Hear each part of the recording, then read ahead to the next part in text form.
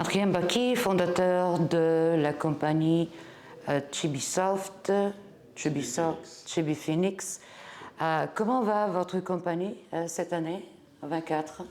En 2024, on a plein de projets, donc on est plein dans ce sujet de l'innovation. On a investi quasiment tous nos efforts l'année dernière sur la création de nouveaux jeux vidéo, sur de nouveaux concepts et sur l'expansion mondiale. Donc on verra à la fin de l'année. Quels sont vos marchés? Comment ça marche? Pas de pression géopolitique, de financement Alors justement, on va commencer à discuter avec pour des financements. On verra s'il y a des pressions géopolitiques, mais pour l'instant, c'est pas. Pour l'instant, tout va bien. D'accord. Parlons généralement, quelles innovations allons-nous avoir en 2024 globalement? Je pense qu'il y a les innovations que l'on aimerait et les innovations qui vont réellement arriver. Les innovations qu'on aimerait, je pense que le monde est en train de... Le monde avait un grand espoir qu'après des années de Covid, ce serait la fête et qu'on repartirait sur la croissance, la liberté et la paix. Et on est parti tout de suite sur la guerre, l'angoisse, l'inflation, et l'intelligence artificielle va remplacer tous les humains et le réchauffement climatique. Donc je pense qu'il y a un très gros espoir que l'innovation puisse apporter des solutions. Est-ce qu'on les aura en 2024? J'espère. Je pense que tout le monde espère voir des innovations qui vont améliorer nos vies et nous donner de l'espoir. Je pense qu'on peut déjà avoir les graines de l'espoir en 2024. Je ne pense pas qu'on aura toutes les solutions. Mais dans quel panier sont ces graines? Ça dépend où est-ce qu'on voit les problèmes.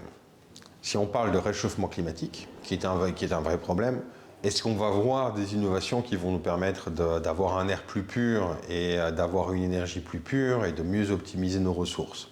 C'est une question. Ensuite, il y a des innovations qui apportent des problèmes. Le FMI a publié, Davos est en train d'arriver juste maintenant, et le FMI a mis sur la table le sujet de l'intelligence artificielle, qui va détruire des emplois et peut-être en créer d'autres. Mais c'est une vraie réflexion, puisque c'est une innovation qui est dans les paniers depuis des dizaines d'années, l'intelligence artificielle, mais arrive à une véritable maturité en 2024. Qu'est-ce que ça va détruire et est-ce que ça va créer? Et ça c'est une vraie question pour l'humanité. Et qu'en pensez-vous? Qu'est-ce qu'elle va créer, cette innovation? Soyons positifs. Moi, personnellement, je pense que c'est une opportunité extraordinaire pour certains pays, et pour d'autres pays, ça va être problématique. Et pour la Bulgarie et la France? Pour la Bulgarie, la France et pour l'Europe, c'est extraordinaire. C'est extraordinaire puisque nous sommes sur un continent vieillissant. On n'est pas sur des démographies explosives. Il y a un nombre limité d'êtres humains. Donc pour être compétitif au niveau mondial, il ne faut pas le faire sur la quantité. Il faut le faire sur la productivité, sur l'innovation, sur comment travailler mieux, comment être plus en paix. C'est là-dessus en fait qu'on va faire la différence. Donc pour l'Europe, pour les pays de l'Ouest, de manière générale pour le G7, c'est extraordinaire l'intelligence artificielle. Ça va rendre les gens plus productifs sur des métiers intellectuels, plus que sur de l'industriel. Et de l'industriel, on va passer à la robotisation. Mais pour l'Afrique, pour l'Inde, ou même pour la Chine, qui sont des pays, je viens d'additionner quasiment 5 milliards de personnes, pour des pays qui sont à très forte démographie, avec beaucoup de quantité d'êtres humains, l'intelligence artificielle, ça peut être catastrophique. Où est-ce que vous voyez un manque de financement dans les innovations? Dans l'éducation. L'éducation. Ça va être ma frustration personnelle, puisque je viens de famille de professeurs. L'éducation, je pense que c'est extrêmement important.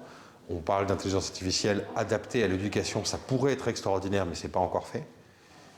L'éducation, de manière générale, c'est là qu'on arrive à créer les talents de demain et les êtres humains, l'esprit civique de demain. C'est dans l'éducation qu'on va le faire. Et pour l'instant, les fonds, ils vont beaucoup plus dans l'armée, comment utiliser l'intelligence artificielle pour faire des armes qui tuent mieux, qui tuent plus, Et moi, ça me désespère.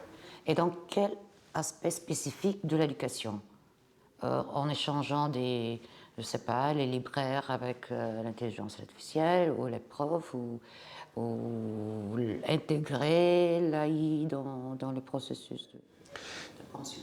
Je pense que ce qui manque aujourd'hui, c'est comment rendre l'éducation intéressante. Comment donner envie aux enfants d'apprendre.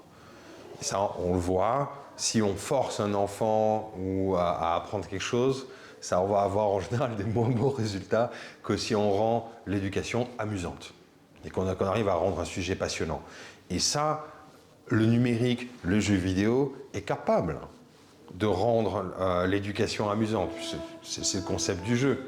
Et on doit pouvoir faire passer des concepts éducatifs au travers du jeu et au travers du numérique. Voyez-vous les compagnies les plus innovatives à embaucher en 2024 en Bulgarie où vous travaillez personnellement? Donc les sociétés les plus innovantes recrutées en Bulgarie en 2024. Moi, je suis très dans mon secteur, qui est le jeu vidéo et l'IT. Et c'est un secteur qui est déjà très saturé. Donc je ne pense pas que les recrutements ils vont beaucoup se passer là-dedans. Mais bon, j'aimerais dire que ma société sera la numéro 1, mais... Vous embauchez? Ah oui, bien sûr. Oui. Quel type de qualification, quel type de cadre? Nous, ce qui nous intéresse aujourd'hui, ça va être soit des gens du monde technologique, donc des ingénieurs, des développeurs, soit des gens du milieu artistique, donc des illustrateurs, des animateurs et des écrivains. Donc des gens qui sont capables de créer des histoires. Ça fait partie des choses qui nous intéressent le plus, c'est comment est-ce qu'on va créer des nouvelles histoires. Et vous cherchez des gens full-time, part-time? Oh, à plein temps, à plein temps. On est en train de monter nos équipes là-dessus et c'est des aventures très excitantes. Quel est le projet que vous développez actuellement? Un des projets sur lequel on travaille, on est en train de travailler sur des jeux pour le public féminin. Donc les jeux vidéo aujourd'hui, c'est quelque chose qui est très masculin. Il y a très peu de jeux qui sont faits par des femmes pour des femmes. Donc c'est ça aujourd'hui qu'on veut faire le plus, vraiment se mettre sur ce marché-là. Et c'est quand même 50% de la population mondiale, donc je pense qu'on devrait avoir une audience.